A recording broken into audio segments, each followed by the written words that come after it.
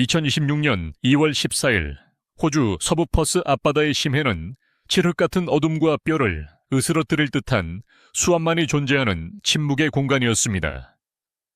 그 깊은 바닥에는 인류의 문명을 잇는 가느다란 유리 혈관인 대륙간 해저 광 케이블이 뱀처럼 또아리를 틀고 대양을 건너고 있었습니다. 전 세계 금융 거래의 90% 이상이 오가는 이 생명선은 평소와 다름없이 초당 수 테라바이트의 데이터를 빛의 속도로 나르며 고요하게 숨쉬고 있었습니다. 하지만 그 평화로운 심해의 정적을 깨는 미세하고도 불길한 진동이 감지되기 시작했습니다. 그것은 자연적인 지각 변동이나 고래의 이동과는 확연히 다른 인위적이고 기계적인 파동이었습니다. 호주 해군 사령부의 지하 벙커에 위치한 해양감시센터는 평소와 다른 긴장감에 휩싸여 있었습니다. 모니터에 표시된 해저 케이블의 상태, 그래프가 불규칙하게 요동치기 시작했기 때문입니다.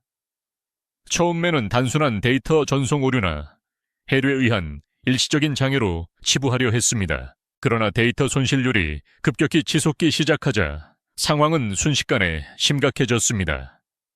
당직 장교였던 톰슨 소령은 임에 맺힌 식은땀을 닦을 새도 없이 긴급보고 체계를 가동하며 상부의 비상 상황을 전파했습니다. 그는 모니터를 가리키며 특정 좌표에서 케이블 절단 시도로 의심되는 물리적 접촉 신호가 포착되었다고 다급하게 보고했습니다.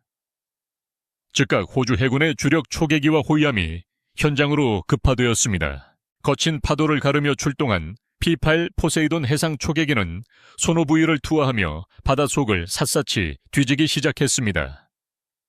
수면 위에서는 호위함의 헬기가 디핑 소나를 내리며 물속의 작은 움직임 하나까지 잡아내려 안간힘을 썼습니다. 하지만 돌아오는 것은 거센 파도 소리와 의미를 알 수 없는 잡음뿐이었습니다.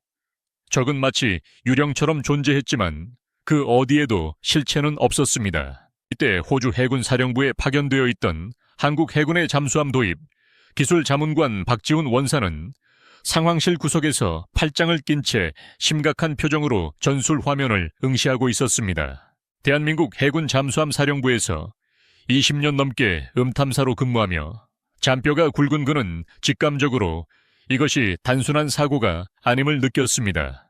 그는 현재 호주 해군이 운용 중인 기존의 콜린스급 잠수함이나 수상함의 손아체계로는 심도 500m 아래에 형성된 수온 약층 밑에 숨은 적을 탐지하기 어려울 것이라고 냉철하게 분석했습니다. 결국 호주 해군 사령부는 역사적인 결단을 내렸습니다.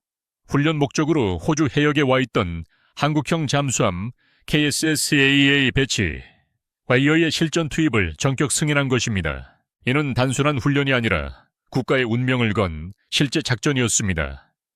이제 도산한 창호급 잠수함은 빛 한 점 들어오지 않는 심해의 전장으로 향하고 있었습니다. 호주 서부의 스털링 해군 기지는 전례 없는 긴박감에 휩싸여 있었습니다.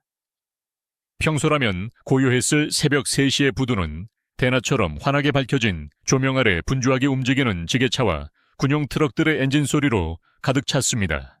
그 소란의 중심에는 검은색 특수도료로 매끄럽게 마감된 거대한 강철 괴물인 도산한 창호급 배치 II 잠수함이 정박해 있었습니다. 기존의 호주 해군이 운용하던 콜린스급 잠수함보다 훨씬 더 거대하고 날렵한 유선형 선체를 자랑하는 이 잠수함은 마치 출격을 앞둔 심해의 포식자처럼 웅장한 위용을 드러내고 있었습니다.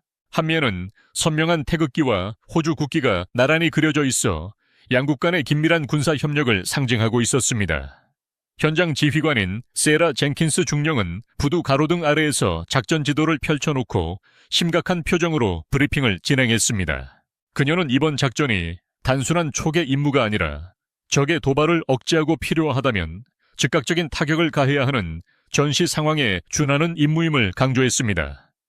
잠수함 내부의 분위기는 더욱 치열했습니다. 좁은 통로를 지나 도착한 전투 지휘소인 CIC에는 수십 개의 모니터가 쉴 새 없이 데이터를 뿜어내고 있었습니다. 그곳에는 한국 해군 파견단 소속의 기술 자문관인 박지훈 원사가 호주인 음탐 부사관들과 함께 소나 시스템을 최종 점검하고 있었습니다. 박 원사는 호주 승조원들에게 이 잠수함의 핵심인 리튬 이온 배터리 시스템의 상태가 100% 완충되었음을 알리며 이제 디젤 엔진을 돌리지 않고도 수주간 작전이 가능한 꿈의 잠수함이 준비되었음을 자신있게 보고했습니다. 호주 승조원들은 감탄을 금치 못했습니다. 세계 최고 수준의 한국 배터리 기술이 집약된 리튬 이온 체계는 기존 잠수함 대비 2배 이상의 자망 시간을 보장했고 고속 기동 시에도 전압 강화가 거의 없는 압도적인 성능을 자랑했습니다. 오전 4시 정각, 마침내 출항 명령이 떨어졌습니다. 굵은 밧줄인 계류삭이 풀리고 예인선이 잠수함을 부두에서 떼어내자 거대한 선체가 미끄러지듯 항구를 빠져나갔습니다. 잠수함이 안전심도인 수심 50m까지 내려가자 함내는 쥐 죽은 듯 고요해졌습니다. 디젤 엔진의 거친 진동은 온데간데 없고 오직 황희팬이 돌아가는 미세한 바람소리만이 귓가를 스쳤습니다. 이것이 바로 한국형 잠수함이 자랑하는 무소음 항해 모드였습니다. 이제 도산 안창호급 잠수함은 호주 해저 케이블이 지나는 핵심 길목인 수심 1000m 지점에 도달했습니다.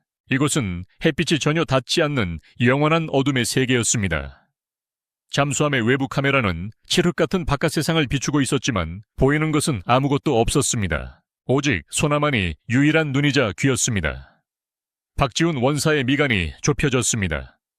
헤드폰 너머로 아주 희미하지만 규칙적인 리듬이 들려오기 시작했기 때문입니다. 칠흑 같은 어둠이 지배하는 인도양의 심해는 그 자체로 거대한 압력의 감옥이었습니다. 도산 안창호급 잠수함은 수심 400m의 심도까지 내려와 해저 협곡의 능선을 따라 은밀하게 이동하고 있었습니다. 이 깊이에서는 선체를 짓누르는 수압이 상상을 초월하여 티타늄 합금조차 비명을 지를 정도였지만 잠수함은 묵묵히 그 무게를 견뎌내며 유령처럼 미끄러져 나갔습니다. 박지훈 원사는 마치 명상에 잠긴 수도승처럼 눈을 감고 헤드셋 너머로 들려오는 바다의 소리에 온 신경을 집중했습니다. 수온약층 아래로 숨어든 적의 잠수함은 그야말로 소리 없는 암살자와 같았습니다. 일반적인 디젤 잠수함이라면 엔진 소음 때문에 금방 들통났겠지만 상대는 핵추진 잠수함 특유의 미세한 원자로 펌프 소음마저 완벽하게 차단한 최신형 기종이었습니다. 그때 박 원사의 미간이 꿈틀했습니다. 아주 미약하지만 규칙적인 저주파 진동이 고막을 스치고 지나갔기 때문입니다. 그것은 분명히 금속이 물을 가르는 소리였습니다. 박 원사는 즉시 함교에 보고하며 방위 210도 방향 거리 7000야드 지점에서 의심 물체를 포착했다고 알렸습니다. 젠킨스 중령은 즉각 전투태세를 갖추고 추격을 명령했습니다. 그러나 적은 호락호락하지 않았습니다. 호주 해군의 움직임을 눈치챘는지 적 잠수함은 갑자기 속도를 높이며 회피 기동을 시작했습니다. 그 순간 소나 화면에 믿을 수 없는 현상이 벌어졌습니다. 분명 하나였던 적의 신호가 갑자기 세 개로 분리되며 사방으로 흩어지기 시작한 것입니다. 이것은 적이 발사한 최신형 음향 기만기였습니다. 진짜 잠수함과 똑같은 소음을 내는 기만체들이 교란 작전을 펼치자 호주 승조원들은 당황하며 진짜 표적을 놓치고 말았습니다. 젠킨스 중령 역시 예상치 못한 상황에 입술을 깨물며 판단을 유보해야만 했습니다. 절체절명의 순간 박지훈 원사의 눈빛이 매섭게 빛났습니다. 그는 당황하지 않고 한국산 통합 소나 체계 정밀 분석 모드를 가동했습니다. 레이지 넥스원이 개발한 최첨단 신호 처리 알고리즘은 수신된 음파의 미세한 성분을 분석하여 진짜와 가짜를 구별해내기 시작했습니다. 마침내 소나 화면에는 단 하나의 붉은 점만이 남았습니다. 그것은 기만체들이 요란하게 움직이는 반대 방향 깊은 바닥에 웅크리고 있는 거대한 그림자였습니다. 박 원사는 확신에 찬 목소리로 함교의 진짜 표적의 위치를 알렸습니다. 젠킨스 중령은 박 원사의 보고를 신뢰하며 즉시 침노를 수정했습니다. 도산 안창호급 잠수함은 다시금 사냥꾼의 본능을 되찾고 적의 사각지대로 파고들었습니다. 하지만 적 또한 만만치 않은 상대였습니다. 그들은 자신들을 향해 다가오는 미세한 수류의 변화를 인지하고 발을 감지하고 급격하게 선체를 비틀며 매복 공격을 준비하고 있었습니다. 적의 어뢰 발사관이 열리는 소리가 소나를 통해 둔탁하게 들려왔습니다. 고막을 찢을 듯한 굉음과 함께 도산 안창호급 잠수함의 거대한 선체가 맹렬하게 요동쳤습니다. 적이 발사한 어뢰는 다행히 선체에 직접 명중하지는 않았지만 불과 수십 미터 거리에서 폭발하며 강력한 충격파를 만들어냈습니다. 그 충격은 마치 거인이 거대한 망치로 잠수함의 옆구리를 내리친 것과 같았습니다. 함대는 순식간에 아수라장으로 변했고 승조원들은 바닥으로 나뒹굴었습니다. 함대의 모든 조명이 일시에 꺼지더니 붉은색 비상등만이 섬뜩하게 깜빡거리기 시작했습니다. 이것은 단순한 정전이 아니라 잠수함의 심장부인 주전력 계통에 심각한 손상이 발생했음을 알리는 신호였습니다. 가장 치명적인 문제는 잠수함의 눈과 귀가 되어주던 소나 시스템이 먹통이 되었다는 사실이었습니다. 폭발의 충격으로 선체 고정 소나의 센서들이 일시적으로 마비되었고 예인 소나 케이블은 끊어져 나간 것으로 추정되었습니다. 박지훈 원사는 칠흑 같은 어둠 속에서 소나 콘솔을 붙잡고 사투를 벌이고 있었습니다. 그 순간 소나실의 벽을 타고 소름 끼치는 소리가 들려왔습니다. 핑, 핑, 핑. 그것은 적 잠수함이 발신하는 능동 소나의 음파였습니다. 적은 이제 숨바꼭질을 끝내고 노골적으로 도산 안창호급의 숨통을 끊기 위해 위치를 찾고 있는 것이었습니다. 함대는 무거운 침묵에 잠겼습니다.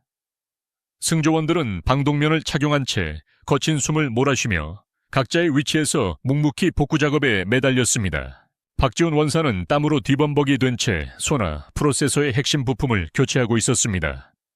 드디어 희미한 웅궁거리는 소리와 함께 소나 콘솔에 다시 전원이 들어왔습니다. 마침내 화면에 녹색 파형이 다시 나타나자 박 원사는 안도의 한숨을 내쉬었습니다. 그러나 화면에 나타난 적의 위치는 너무나도 가까웠습니다. 적 잠수함은 도산 안창호급의 우현 후방, 가장 취약한 사각지대에서 어뢰 발사관을 열고 조준을 마치고 있었습니다. 거리는 불과 2000야드. 젠킨스 중령은 박 원사의 수신호를 보고 상황을 직감했습니다. 도망칠 곳은 없었습니다. 지금 엔진을 가동하여 회피하려 해도 이미 늦었습니다.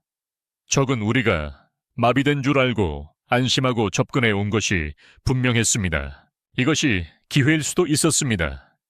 젠킨스 중령은 입술을 깨물며 결단을 내렸습니다. 그녀는 무장관에게 수신호로 범산거 어뢰의 발사 준비를 지시했습니다. 아직 전력이 완전히 복구되지 않아 자동 발사 시스템을 사용할 수 없었습니다. 오직 수동으로 그리고 직감으로 쏘아야 하는 불가능에 가까운 도박이었습니다. 생사를 가르는 운명의 시간이 다가오고 있었습니다. 적 잠수함의 능동소나 신호가 정점을 찍는 순간 젠킨스 중령은 승부수를 던졌습니다. 그녀는 적이 도산 안창호급을 이미 격침된 고철 덩어리로 오인하고 방심하는 그 찰나의 틈을 노렸습니다. 젠킨스 중령은 조타수에게 급속 자망과 동시에 좌현으로 전타할 것을 지시했습니다. 한국형 잠수함의 심장인 리튬 이온 배터리는 명령이 떨어지자마자 강력한 전류를 뿜어내며 즉각적으로 추진 모터를 회전시켰습니다. 거대한 잠수함은 마치 물속에서 순간 이동을 하듯 소리 없이 그러나 폭발적인 속도로 적의 소나 탐지 범위를 벗어나 깊은 심연루로 파고들었습니다. 박지훈 원사는 흐릿해져가는 의식 속에서도 소나 화면에 고정된 적의 위치 데이터를 무장통제 시스템에 전송했습니다. 젠킨스 중령은 무장관에게 범상어 중어로의 발사 카운트다운을 지시했습니다. 마침내 발사 명령이 떨어졌습니다. C6하는 압축공기 배출 소리와 함께 1번 발사관을 떠난 범상어 어뢰는 차가운 바닷물을 가르며 적을 향해 돌진했습니다. 어뢰의 후미에서는 가느다란 광섬유 와이어가 풀려 나와 잠수함의 무장통제 콘솔과 끊임없이 데이터를 주고받았습니다. 적 잠수함은 뒤늦게 자신들의 꼬리 뒤에서 다가오는 파멸의 소리를 감지했습니다. 그들은 급히 기만체를 사출하고 전속력으로 회피 기동을 시도했습니다. 하지만 범상어 어뢰의 인공지능 탐지 센서는 그 모든 속임수를 비웃듯 진짜 표적을 집요하게 파고들었습니다. 쾅하는 둔탁한 폭발음이 심해의 정적을 깨뜨렸습니다. 범상어 어뢰는 적 잠수함의 스크류 부분에 정확히 명중했습니다. 어뢰에 내장된 고폭약이 터지면서 만들어낸 거대한 버블, 제트 효과가 적의 선체를 강타했습니다.